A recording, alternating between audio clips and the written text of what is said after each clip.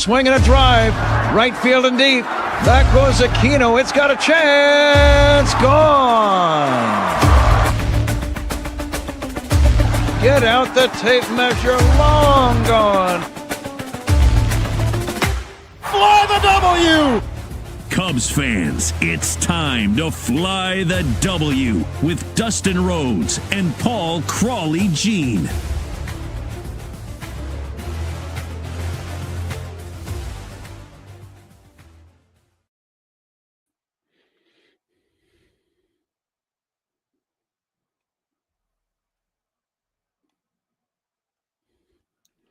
This is the Fly the W podcast. We've got episode 32, season number 4, Crawly, and we've got some breaking news as we get this one started. Sweet, sweet Cubs redemption. We'll get to all that in a minute, but our guy Bruce Levine with a little breaking news, Crawly. Yeah, this just came hot off the wire. The Cubs and Wrigley Field and Chicago have been selected as the home of the 2027 MLB All-Star Game for the first time in 37 years, Dustin. 37 years, 1990. I mean, that is unbelievable. That is super exciting news. It's exciting news. It's about damn time, right? It's about damn time. We did have a couple of clues, right? That something was up. You want to share that with the audience? Yeah. And what ended up happening is that there was an ordinance at Wednesday's city council meeting, right? By Bennett Lawson. That's the alderman for the 44th ward where Wrigley is. And they came to an agreement on an installation of anti-terrorism rated removable bollards.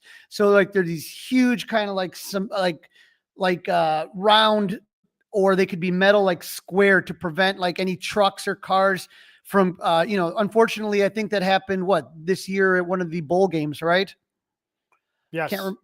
Down in New Orleans. So New Orleans, it's on right? Bourbon Street, right? Mm-hmm. Right. And so these bollards are designed to prevent people from ramming or putting explosive trucks or something next to a target like Wrigley Field at the All-Star Game, where you have residential, roads going down there. And this has been a fight for years between MLB, the Cubs, and the city of Chicago. I know that the Cubs have wanted for years to close down all the streets surrounding Wrigley during the game. That would be Clark, Addison, and Waveland and Sheffield. They have done things recently where they have like these yellow gates that go up and down. But I think this is probably going to be a little bit more intense as far as making sure that nobody gets through and that nobody does something terrible during an event like the All-Star Game. Well, for those, Crawly, that were not as lucky as you were to be down at Wrigley for the World Series, what type of extra security was around that as compared to, let's say, a Friday or Saturday afternoon game at Wrigley? They literally had the streets closed off around the entire neighborhood, and they were using snow plows. They would put the snow plow in the middle of the snow plows, garbage trucks, trucks. Mm-hmm. Yeah. Yep. All that stuff. So this is going to be a lot more different. So the city's agreed to contribute $10 million, or 1/3 of the final guaranteed maximum price, whichever is less. And then the state is going to assist with the project, and the Cubs are going to pay a minimum of $8 million to install the bollards, as well as any overruns, and maintain the security improvements in the future. So that's what's really been holding it up this whole time, has been that safety issues. Right. And so it's not the city paying for it. It's not the state. It's not just the Cubs. Everybody looks like they're kicking in a third. Now, another part of this, Dustin, is there was arguments between the city and the Cubs over part of a parking lot, right? The Highlander lot on Waveland Avenue.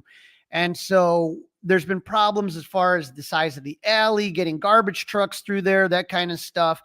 And so what they're going to do is that the Cubs are going to give a little bit of that back from that parking lot. They're going to move the fences. And so if you go to Wrigley, Toyota's bought the naming rights for everything around Wrigley. So if you take a look at this picture right here, the Highlander lot is where the players park. And that right here is right across the street from the Gallagher Way, that building, the administrative building. So my guess right now is that that's going to be the area, the parking lot they're going to be working on is going to either be towards Seminary or Clifton. I'm not exactly sure which one. So there was a lot of deals that were being made. And so, the most exciting thing is that the All-Star game is going to come back. 1990. Do you remember the 3 All-Stars the Cubs had at that game? Andre Dawson, Ryne Sandberg, and was it Rick Sutcliffe or was Sean Dustin? It was Sean O'Meter. Okay, that was going to be my next pick. That's where I was going next. Okay, I mean, the first 2 I think were easy. Dunston wasn't hard necessarily, but when you get to 3, that was right in the glory days of Sutcliffe. So I thought maybe Rick had gotten the nod. And who won the home run derby and how many home runs? Sandberg. 30? 3 home runs. 3. What the hell was going on? So it was one of those moments when Wrigley was beautiful, everything's looking great, and then the weather shifted and the wind starts howling in. Wow. And so these were the contestants. These were the contestants this day. Ready? On the American League side, you had Mark McGwire, Ken Griffey Jr., Jose Canseco, Cecil Fielder. Only one player hit a home run that day. That was Mark McGwire, had 1 home run. Ryan, and on the NL side, Darryl Strawberry, Bobby Bonilla, Matt Williams, and Sandberg. Sandberg hit 3, Matt Williams 1, Bobby Bonilla did not get 1, and Darryl Strawberry did not get 1. And Sandberg's talked about it, how everybody was trying to hit these moonshots onto the street, and the wind just kept, the higher up you got, the more it would knock the ball down. And Sandberg knew what he had to do, which was hit those line drive homers. Now, this is before the Jumbotrons, because the Jumbotrons now you can kind of get a little bit of blockage of the wind with that if you hit it towards the Jumbotrons. Back then, when the wind was howling in, nothing was going to stop it. No, nothing was going to get out of here. Well, Crawly, here's to hoping that PCA is in that home run contest in 27 and that the total is much more than 3. This is the Fly the W podcast. It's season 4. It's episode 32. We're calling this one Sweet, Sweet Cubs Redemption after the Cubs took care of business down in Miami. Don't forget to listen, download, review, and subscribe to the Fly the W podcast.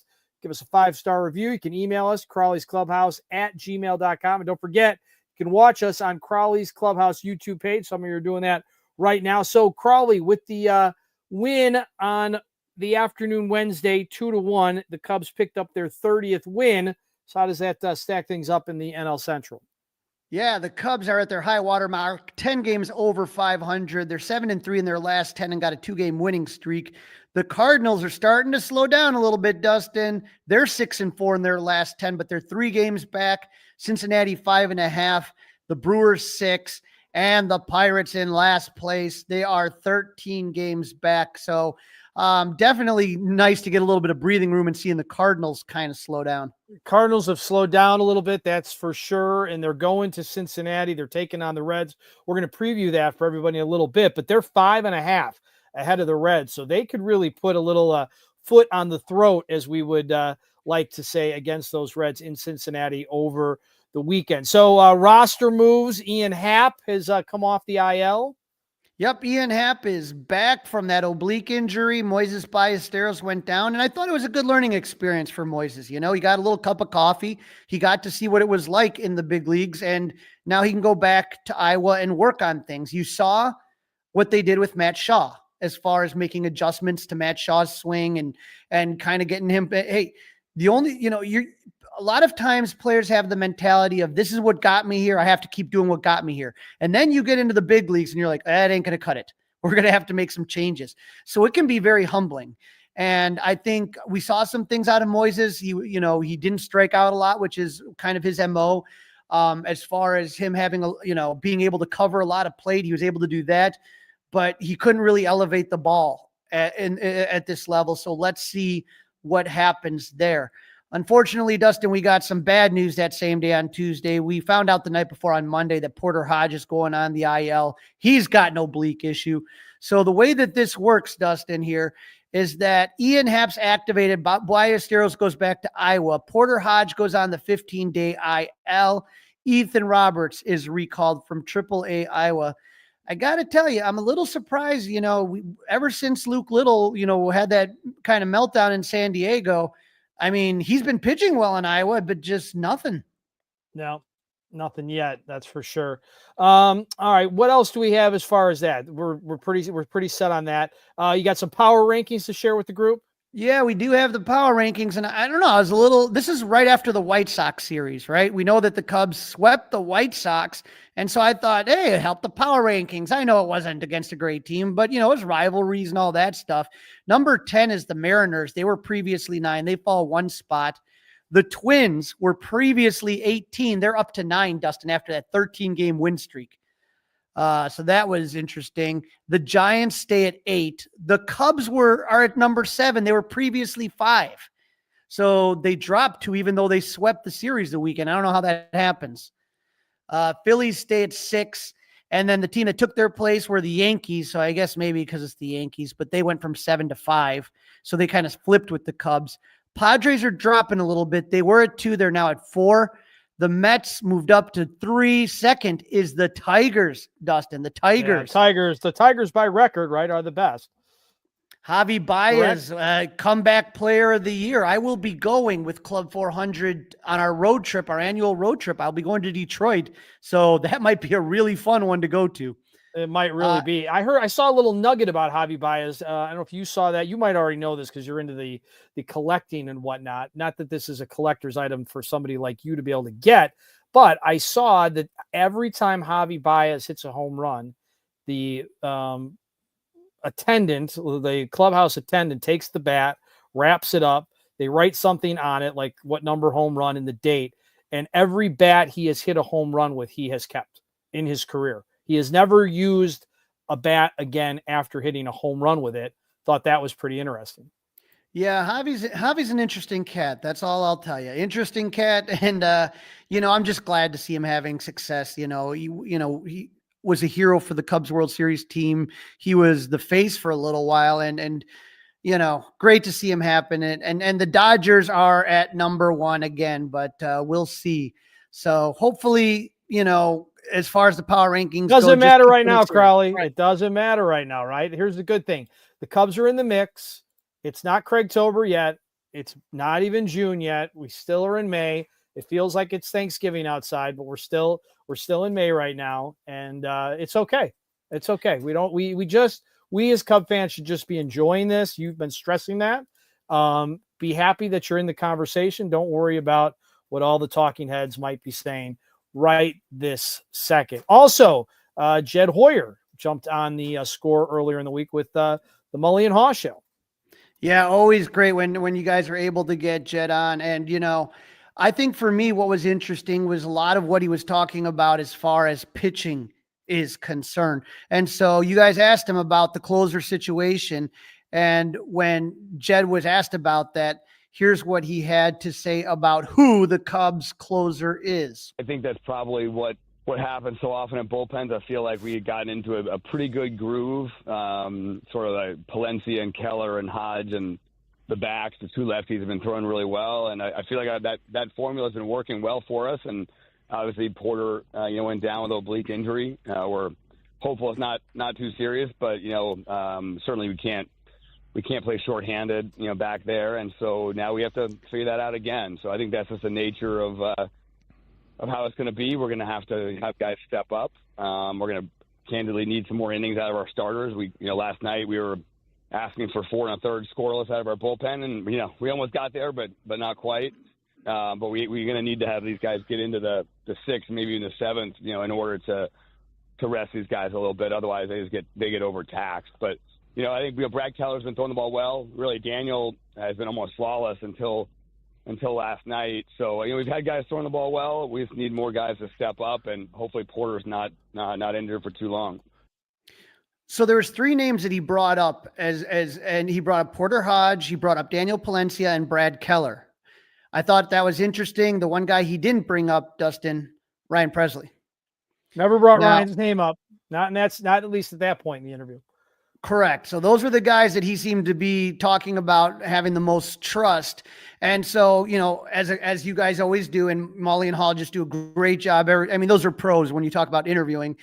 They asked about Ryan Presley's role, and here's what Jed had to say. No, I think his role has shifted with performance. I think that the way Porter was throwing and Keller and Palencia, and obviously he had a hiccup, and so I think I thought he threw the ball really well last night. He's been good the last couple of times out, but I think sort of having him out of the ninth inning for a bit and working on stuff. It's just that role is really hard if you're whether struggling with an injury or struggling with command or the use of a pitch.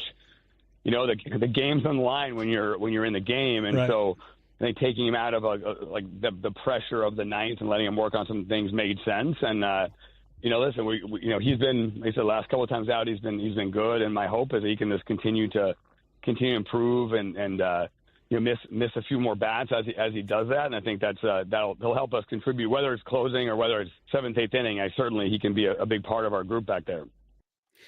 I think the key thing that he said, there's a couple things. Number one, getting him out of the pressure situation, get him right. But he said he wants to see him miss a few more bats. And that's what we did not see from Ryan Presley.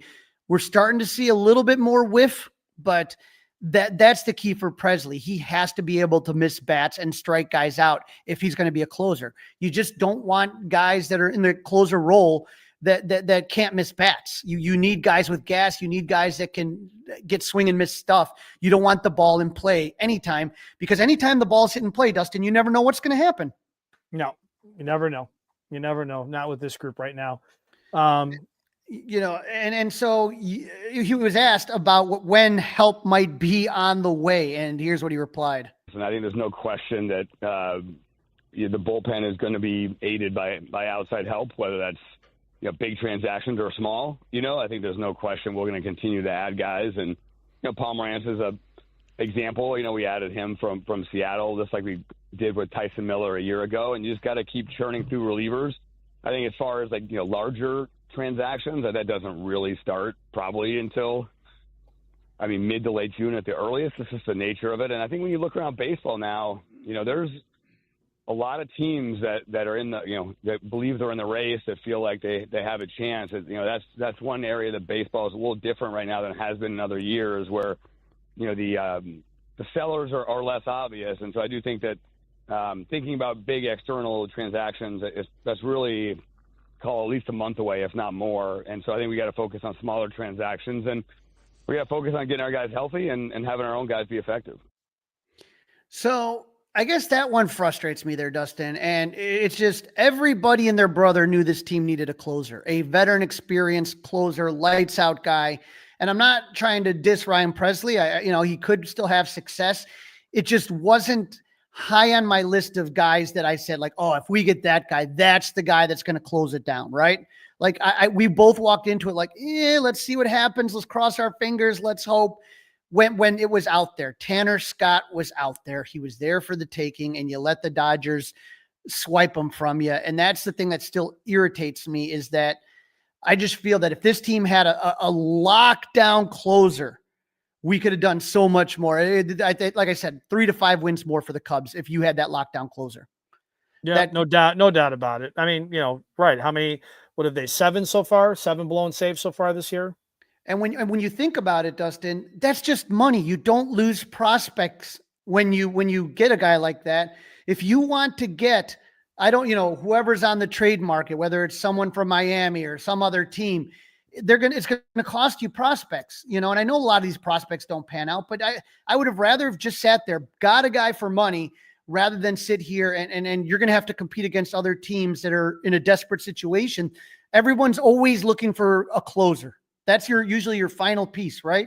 Yep. And so everyone's going to be. I think they thought they had one in Ryan Presley, right?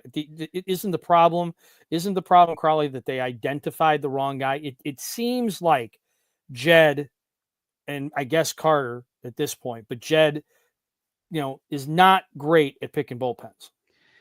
I don't see. Here's the thing. I think they're getting guys that they think are good enough. I don't think anybody. I don't think Jed or Carter said, Ryan Presley is the man we wanted. He was our target. He's our absolute. Well, they're paying closer. him. They're paying him like he is. They are also, gave him guarantees like he is. They had to bend over backwards to make him want to waive, I guess, some type of a no trade clause to get up here. So, I would sit there and I would say that I still think that, because I know they were trying to get Tanner Scott, right? They were trying to get Tanner Scott, and it was just right there. They just missed it. And so it wasn't like they weren't trying to get somebody else. It wasn't like they felt like if you would have gotten Tanner Scott, you still would have been going for things. But I think that would have been 100% the closer on this. It's not like, Ryan Presley was quick out of the job. It wasn't like they sat there and he had a bunch of blown no, they took saves. it away from him. I guess my point is that they thought that was, that's who they identified. That's who they decided to be that guy. And it was the wrong choice. Well, here's the thing. They traded to get him. Okay. And Right. So they took on $8.5 million out of a $14 million deal. So his deal was worth $14 million. So 8.5 in general for a closer, that's not the high end of what a closer goes for. No, but I think that's what they tried to do, right? They also gave up who did they remind everybody who they gave up? Who did they give up to get him? So I don't it wasn't anything big in my opinion. I don't think it was anything like they didn't give away. No, it was nothing that you're going to sit there and get upset about. I would say it's okay. That's okay. If it's not, it's not, but we talked about. It was about Juan Bello and cash. Okay, Juan Bello and cash. So again, nobody's going to lose sleep over that. But again, I'm not trying to pick on Jed. I like Jed in the big picture, but I just think that everybody has an Achilles heel, right? Everybody's not good at everything. Even Theo wasn't good at everything, and I just think Jed's Achilles heel, since he's been in charge, has been the bullpen. He's never been able to get that right. Let me ask you this. If all of a sudden Tom Ricketts said, "You get the closer you need, money's no object," do you think he would have gotten Ryan Presley for their closer? No. But based on what he had, that's where he went. Right, and that's the thing. My biggest issue probably is that you had to convince the guy, like you had to promise him this, and him and his family were still bellyache. Listen, if you don't want to come, don't come. Okay, stay in Houston. He had decisions he had to make, and we've talked about this before. You get family, you got kids, you get a home. You kind of make something like that. There was, you and I both have significant others and families, and right. It's a tough decision. It sounds like it's easier, I guess, right? This is my job. I get paid handsomely to do it. This is what we're doing. Pack up. You can fly anywhere you want, whenever you want. All right. I hate that argument, that people have to move for their jobs all the time, and it's not easy. And these guys are making, millions and millions of dollars to play a game. So I'm not going to be, they'll get over it. Something we're not going to get over it for a while is that vision out in Pittsburgh where the fan went over the railing. And now that fan, the person that fan was at the game with, there has been some legal proceedings as the fan was drinking underage. Yeah, Dustin, we kind of had this feeling the whole time, and we didn't say anything, because you want to be careful. You don't want to be loose with the facts if we don't know them.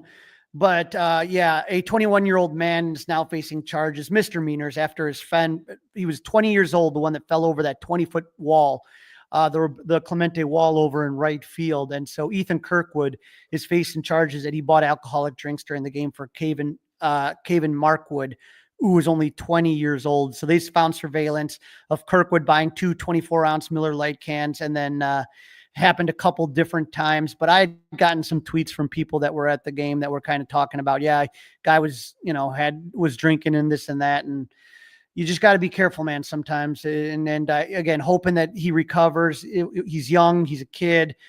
He made a mistake and he's paying dearly for it, and his friend as well. That's going to be hard to get over, but still wishing him speedy recovery. Yeah, not cheering against him. That's for sure. It was a really ugly scene, and I guess we're just fortunate that he's still with us. You're listening to the Fly the W podcast. We're calling this one Sweet Cubs Redemption. It's episode 32 of season number 4. Please continue to listen, download, review, and subscribe. Feel free, 5-star reviews they don't hurt. You can also email us, crawlysclubhouse@gmail.com. And some of you are doing it right now, but as a reminder, you can watch us on Crawly's Clubhouse YouTube page. All right, we talked about it a little bit earlier. Cubs, Reds in Cincinnati for Friday, Saturday, and Sunday. Yep. And when we take a look at the Reds last season, they just were a disappointment. I thought they were going to win the division, Dustin. I remember saying that, and I thought the Cubs were going to be second. But they finished with a record of 77-85, 16 games back of the Brewers. The Red season was a disaster before they even played their first game. Third baseman Noelle Marte got popped for 80 games for PEDs. Star shortstop Matt McClain injured himself in spring training doing diving drills. He had to get season-ending shoulder surgery. Christian Encarnacion Strand broke his right hand on April 27th. He was done for the year. They had all sorts of injuries in the pitching staff. David Bell was let go in the final week of the season. But as bad as the season was for the Reds, Dustin, they took the season series from the Cubs 8-5. The Reds were 4-2 at home and 4-3 against the Cubs at Wrigley. The Cubs won the last series of the year, 2 out of 3, but the majority of the season, the Reds took the Cubs to the woodshed. Yeah, it wasn't even close, really. Now, as far as the offseason, we talked about David Bell being let go. They picked up one of the great managers in baseball, Terry Francona. Were you surprised, Dustin, that he came back to baseball? I'm surprised he came back. And the reason I'm not surprised he came back to baseball. Let me put it to you that way. I'm surprised he came back in this situation because as we go through this, their biggest acquisition in the offseason was Terry Francona. You don't bring in Terry Francona if you're not going to do much other than that. Yeah, when you take a look at, like you said, who they added, it's no one eye-popping. Brady Singer, starting pitcher. Gavin Lux, you remember from the Dodgers, second baseman, and Taylor Rogers, a relief pitcher. So, no, they didn't pick up any names. Yes, Jonathan India is no longer on the team, second baseman. I thought, Dustin, that kid was going to have a future and just never really panned out. Justin Wilson, former Cub, is gone, and Ty France, first baseman's gone. As far as 2025, the Reds are in third place, like we talked about, with a record of 25-26. They were one game over 500 in March and April, but they've struggled in May, Dustin, going 9-11 so far, and have lost 5 of their 6 series this month. They've lost to the Nationals, Braves, Astros, White Sox, and they just lost 2 of 3 to the Pirates in Pittsburgh. They did win a series against the Guardians last weekend, but Dustin, the pitching really hasn't been the problem. It's the offense that for some reason hasn't clicked. On Tuesday night, they lost their 4th 1-0 loss of the season. Ellie De La Cruz is batting 182 in May in 20 games. Matt McClain was dropped down in the order. He's batting 188 this month. Tyler Stevenson had a left oblique strain. He came back May 2nd. He's batting 182 on the season. And so they're just dealing with a lot of injuries.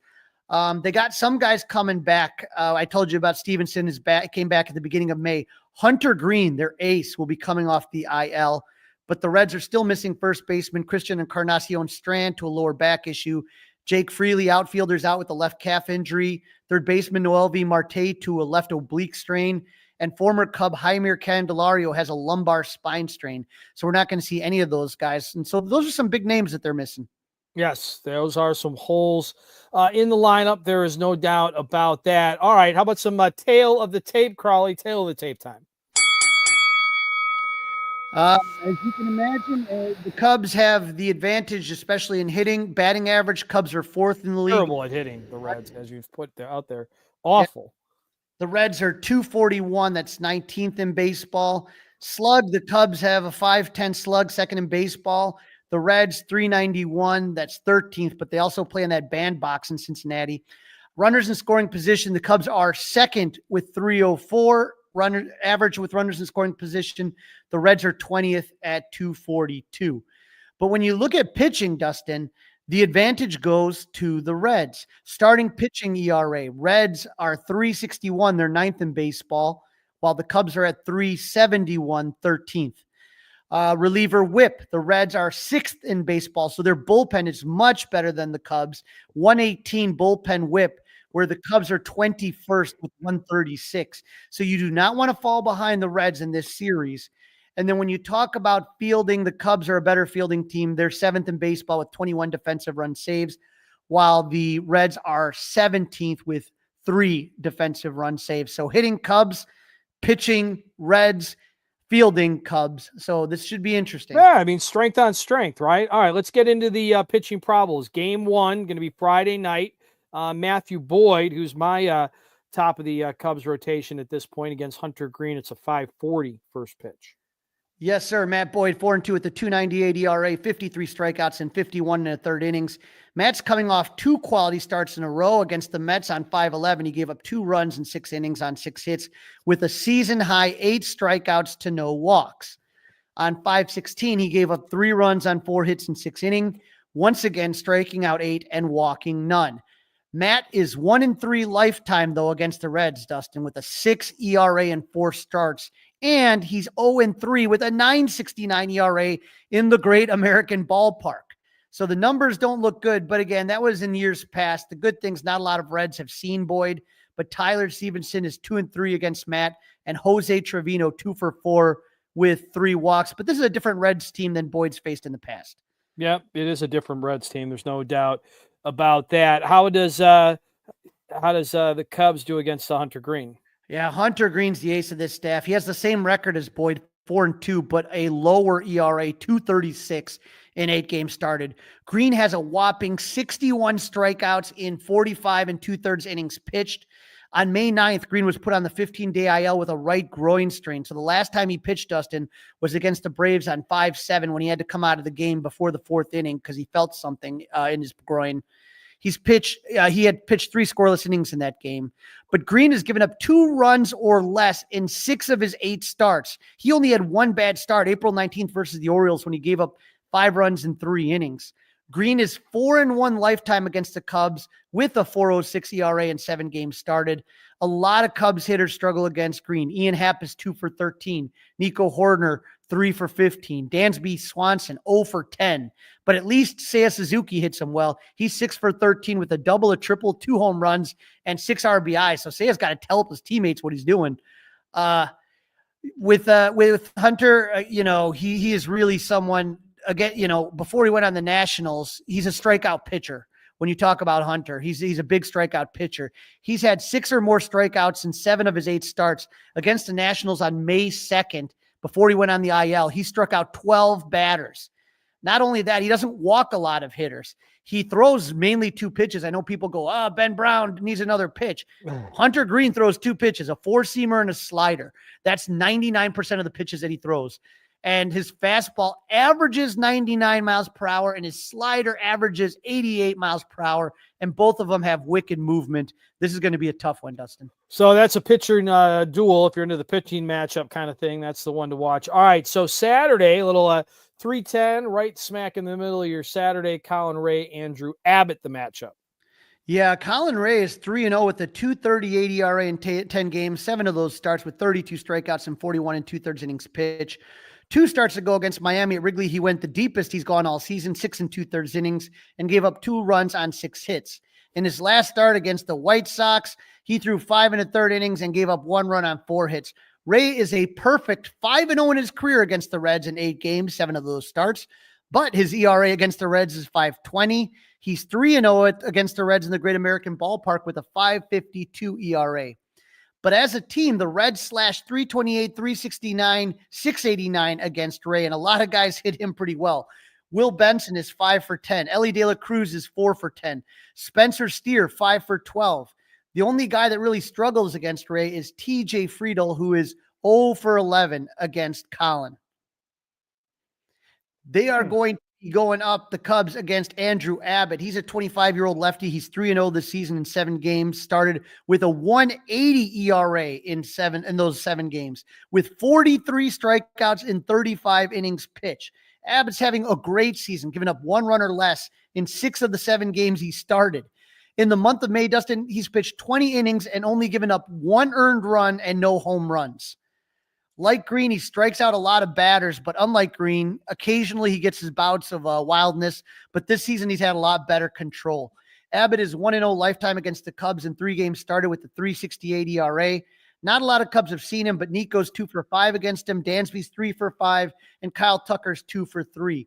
Abbott throws a 4-seam fastball that averages 91 miles per hour, a changeup, a sweeper, curveball.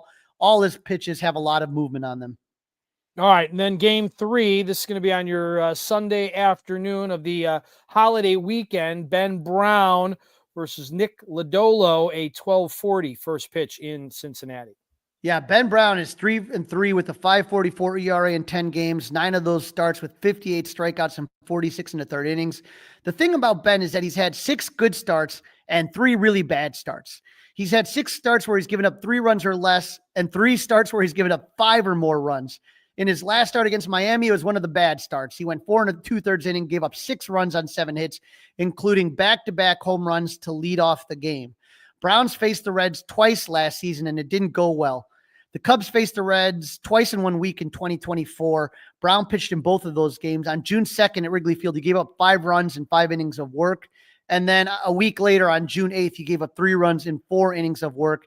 That was the last start he made of the season before going on the IL. Nobody on the Reds has more than 5 at-bats against Brown, but TJ Friedl is 2 for 5 with 2 homers and 5 RBI. So Ben better be careful with TJ Friedl. Yeah, you want to keep your eyes on that for sure. How about the flip side? Nick Lodolo going against our Cubs. 27-year-old lefty who is 4-4 with the 3.22 ERA. Uh-oh. Yeah, we might see a lot of Justin Turner and not a lot of Michael Busch, but he's 4-4 with the 3.22 ERA in 10 games started, 49 strikeouts and 58 2/3 innings pitched. Lodolo's given up 3 runs or less in 8 of his 10 games he started. He's had 1 really bad game that hurt his ERA. In May 3rd, he gave up 7 runs, 6 earned, in 5 1/3 innings against the Nationals. In his last 3 starts, he's gotten back on track. He's given up 2 runs in 6 innings against the Braves, 3 runs in 5 1/3 innings against the White Sox. And in his last start in Pittsburgh, he gave up 1 run in 6 innings. Lodolo's 2-2 lifetime against the Cubs with a 5.27 ERA in 5 games started. Happ is 5 for 14 against Lodolo. Nico's 4 for 11, but Dansby's only 2 for 9. Lodolo throws a 4-seamer, a curve, a changeup, and a slider. He's going to try to get you to hit the ball on the ground. Very good, very good, very good. All right, who's hot and who's not? We got Matt Shaw making the list first time this year, maybe. How about it? Matt Shaw is 5 for his last 11 with 3 doubles. Way to go. And Kyle Tucker, 9 for his last 23 with a triple, 2 home runs, and 2 RBIs, slashing 391, 500, and 739. And Nico Horner and Dansby Swanson are both 9 for their last 24. So those guys have been heating up. Unfortunately, I mean, there's not a lot of guys that are cold, but Ian Happ is 1 for 10 since coming off the IL with 4 strikeouts and no walks. That's not. Yeah, Ian I might Happ give him a DH day. We talked about that. I might let Say go play left one of these days and let Ian DH. I have no problem with that. As far as the Reds are concerned, Will Benson, their right fielder, is 7 for his last 16, Dustin, with 4 home runs and 7 RBIs in the last week. He's slashing 438, 471, and slugging 1.250. So be careful, Will Benson. Austin Hayes, left fielder, 8 for his last 23 with the home run and 4 RBIs, slashing 348, 375, 565. And Spencer Steer, 6 for his last 19. So the Reds have kind of been hitting pretty good. They don't have a lot of guys on the not list, but the 2 are very noticeable names. Ellie De La Cruz is 3 for his last 22. We talked about that, slashing 136, 240, 227. And Matt McClain, who's been moved down in the orders, 2 for his last 19 with 10 strikeouts and no walks, slashing 105, 100, 105. So don't let those guys get hot, and hopefully the Cubs can handle the rest of the team. Well, let's hope that Ellie De La Cruz remains on that list the next time we get around. Let's hope he has a cold weekend. They have gotten shut out quite a few times. We had our old buddy Gordon Wittenmeyer on the show today to help preview that series. Always good to check in with old Gordon Wittenmeyer. Good time with him. It's prediction time, Crawly. Prediction, please. Okay, so I'm taking a look here, and it's this one's a tough one, Dustin. I'm struggling with this. I would say that I am curious to see. It's 2 out of. I don't like the Hunter Green start. I'm going to tell you that right there. Colin Ray versus. I got the Cubs winning 1 out of 3. I don't think they're going to get swept. I think they're going to. I think Crawly. I think they're going to take. This is a bizarre one. I think they're going to take Game 3. I think Ben Brown versus Nick Lodolo. I think Ben Brown's going to have a good game, and I think they're going to hit Nick Lodolo. Well, as a team, they've been doing very well against lefties. As a team, I just really eventually want to see Michael Busch take some bats against some left-handed pitchers. I'm going to go one better. I'm going to say the Cubs are going to win this series. It's going to be tight. It's not going to be easy, but I'm believing in this offense. Kyle Tucker, going in the right direction. Ian Happ can only go, get better. Seiya is hot. I'm saying Cubs take 2 out of 3. I think Friday will be the tough game, but I think, if you win that game, you should feel really good. I'm very curious to see how the Cubs slug plays in the Great American Ballpark. That ought to be interesting. And I know some of our guys are going to be going down there too. So hopefully, I know Will is listening to the show right now as he's heading to Cincinnati. So thank you, Will. And hopefully you get to see 2 out of 3 wins, maybe even a sweep, right, Dustin? Well, that would be fantastic. I don't want to get greedy, but listen, you got the Reds on the ropes a little bit. They're 5.5 behind you. Don't come back to Wrigley with Monday on the holiday. You're going to take on the Rockies, right? The Rockies are in town, and all of a sudden you're only up, a couple of games. Let's increase that number. Let's get that number closer to 7.5 or 8. I like it. Put a little distance between yourself and the Reds and hopefully come back flying the W. Go Cubs!